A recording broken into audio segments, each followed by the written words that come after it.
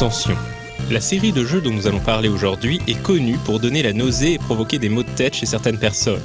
Le visionnage de cet épisode de Retro & Magic n'est donc pas recommandé pour les téléspectateurs sujets à la cinétose ou mal des transports.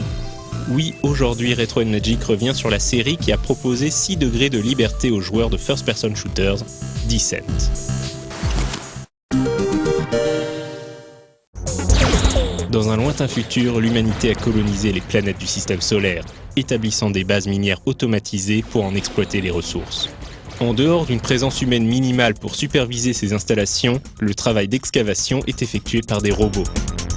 Mais un beau jour, un virus de provenance inconnue se répand au sein des mines spatiales.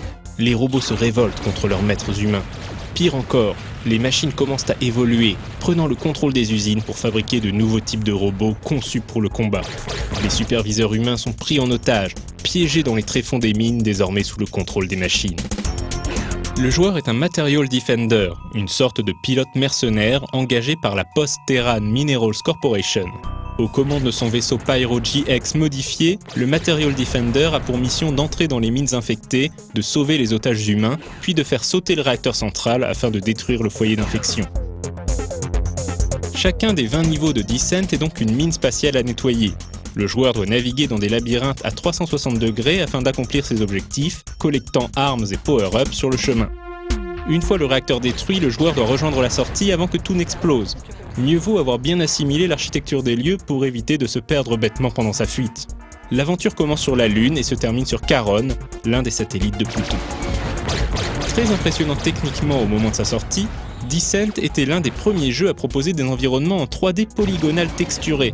Même les ennemis étaient en 3D, contrairement à Doom et aux premiers first-person shooters qui employaient des sprites 2D.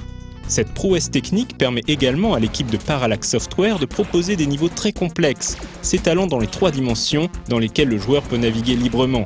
C'est ce que les développeurs appelaient les 6 degrés de liberté, avant-arrière, haut-bas et gauche-droite. Revers de la médaille, ces dédales claustrophobes où on perdait facilement ses repères spatiaux étaient également la source des nausées mentionnées en introduction de ce Retro & Magic. Une autre particularité innovante de Descent était l'évolution des ennemis au cours du jeu. Au fil des niveaux, les robots ennemis développaient une résistance aux armes utilisées fréquemment par le joueur, et leur intelligence artificielle devenait également plus efficace, tentant de naviguer autour de lui et de le prendre à revers. Impossible de ne pas mentionner également l'excellente bande-son du jeu. Outre son mode solo, Descent proposait également un mode multijoueur jusqu'à 8 participants. Après quelques disques de missions supplémentaires et un portage sur PlayStation, Parallax Software donne une suite aux aventures du Material Defender avec le bien nommé Descent 2. La Post-Terran Minerals Corporation envoie le joueur en dehors du système solaire pour nettoyer ses mines les plus éloignées, qui ont elles aussi été contaminées par le virus. En tout, le joueur devra trouver son chemin à travers 24 nouveaux niveaux et vaincre 6 boss redoutables. Comme de nombreux joueurs se plaignaient des manques de repères dans les environnements, Parallax incorpore également un nouvel élément de gameplay, le Guidebot.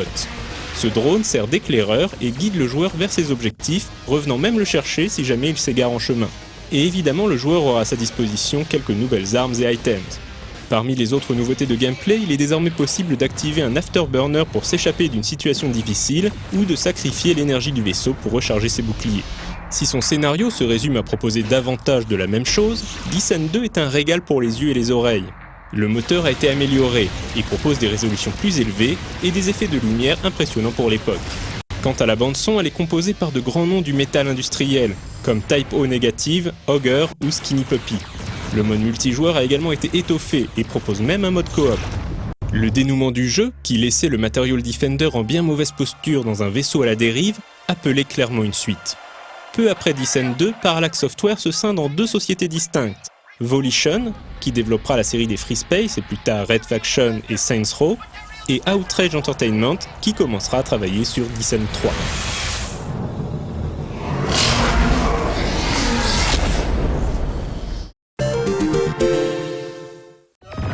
Comme pour le premier épisode, Parallax et son éditeur Interplay commencent à développer un portage de Descent 2 sur PlayStation. Mais à cette époque, Sony rejetait les portages directs de jeux PC sur sa console. Parallax décida donc de réaliser une version de Descent 2 spécialement pour la console 32 bits, proposant 36 niveaux totalement inédits ou lourdement remaniés. Cette version est sortie aux États-Unis sous le titre Descent Maximum. même si en Europe elle porte simplement le titre Descent 2.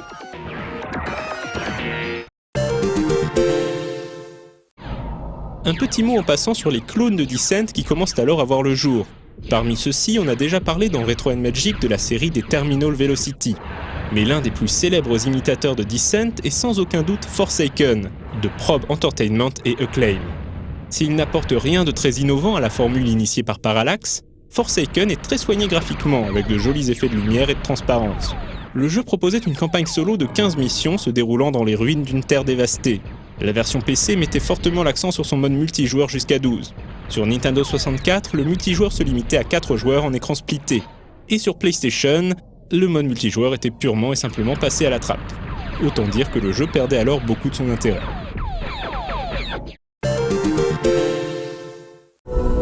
Descent 3 sort en 1999 après 31 mois de développement et propose une aventure nettement plus élaborée que ses prédécesseurs. Les missions sont désormais découpées en objectifs précis qu'il faudra remplir, et surtout les environnements ne se limitent plus à des labyrinthes claustrophobes, mais sont désormais des architectures réalistes et cohérentes. Sans oublier la révolution de cet épisode, des passages en extérieur à la surface des planètes. Le jeu est donc nettement moins anxiogène, même si on passera quand même un certain temps dans des tunnels alambiqués. Le scénario est lui aussi nettement plus développé. Laissé pour mort à la fin de Descent 2 suite au sabotage de son vaisseau, le Material Defender est sauvé in extremis par les scientifiques de la Red Acropolis Research Team. Ceux-ci révèlent aux joueurs que Samuel Drevis, le cadre de la Post-Terran Minerals Corporation qui servait de commanditaire dans les 2 premiers épisodes, est également responsable du sabotage de son vaisseau. Drevis est également à l'origine de la propagation du virus, et a en fait utilisé le Material Defender pour l'améliorer et rendre ses robots plus efficaces et meurtriers. Mégalomane, il compte utiliser son virus pour prendre le contrôle de la corporation et même de la Terre. Le Material Defender devra trouver des preuves de la conspiration afin de démontrer la félonie de Drevis, tout en cherchant une manière de stopper le virus une fois pour toutes. Cette quête riche en rebondissements mènera le joueur de Mars à Vénus en passant par la Terre.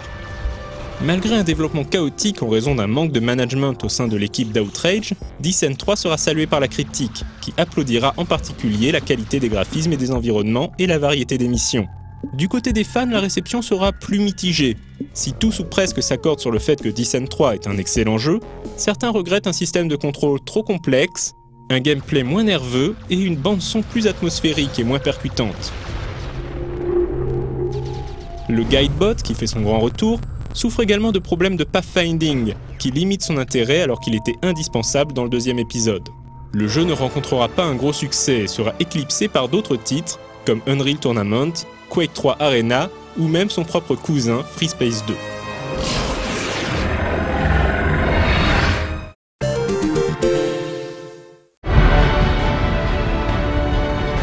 Après un long sommeil, la série Descent a ressurgi des profondeurs avec pas moins de 2 suites. Interplay, qui a les droits sur la marque, a ainsi lancé Descent Underground en accès anticipé à la fin de l'année 2015. Les anciens développeurs d'Outrage Entertainment, quant à eux, ont fondé la société Revival Productions pour développer leur propre successeur spirituel, Overload, un shooter nerveux dans la lignée des 2 premiers épisodes.